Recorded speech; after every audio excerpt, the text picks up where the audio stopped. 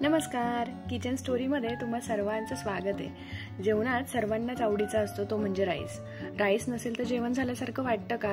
अजिबातच नाही. तर आज आपण बघणार आहोत राईसचाच एक प्रकार जो सर्वांनाच आवडतो, तो म्हणजे व्हेज पुलाव. हा व्हेज पुलाव सुटसुटीत आणि चवदार होण्यासाठी काय करायला पाहिजे, चला तर मग बघूया. यासाठी मी साहित्य घेतलंय. 1.5 वाटी तांदूळ घेतलाय, शिमला मिरची, मटार, गाजर, पनीर, कांदा, कच्चे मसाले घेतलेत. त्यामध्ये लवंग, मिरे, 2 तेजपान, चक्री फूल आणि 2 वेलची घेतल्यात.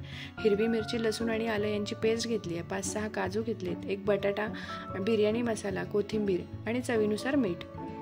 आता 1.5 वाटी तांदूळ स्वच्छ धुवून त्यामध्ये पाणी घालून 10 मिनिटांसाठी भिजत ठेवायचं आहे.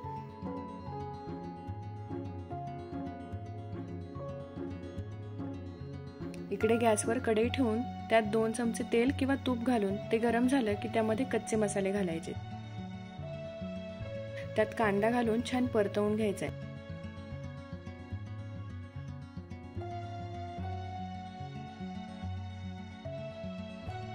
कांदा सोनेरी रंगाचा परतवून झाला की बाजूला करून त्यातच काजू पण परतवून घ्यायचे.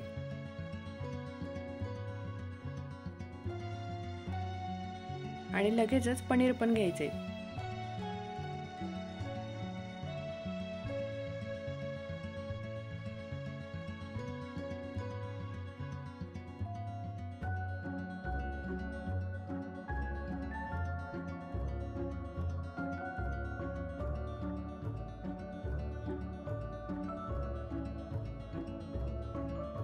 हे सर्व मिक्स करून त्यात हिरवी मिरची, लसूण आणि आल्याचं वाटण घालून छान मिक्स करून घ्यायचे.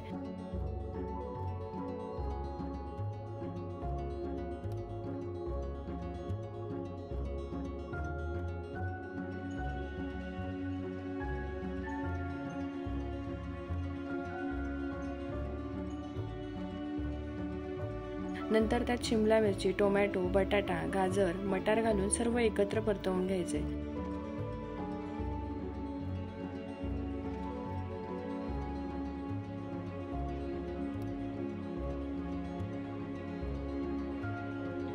परतवल्यानंतर त्यामध्ये बिर्याणी मसाला टाकून भिजवलेला तांदूळ टाकून छान मिक्स करून घ्यायचे.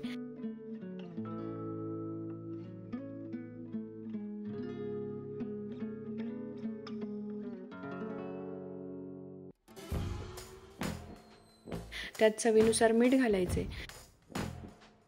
जितका तांदूळ घेतलाय त्यापेक्षा अर्धा वाटी पाणी जास्त टाकायचं.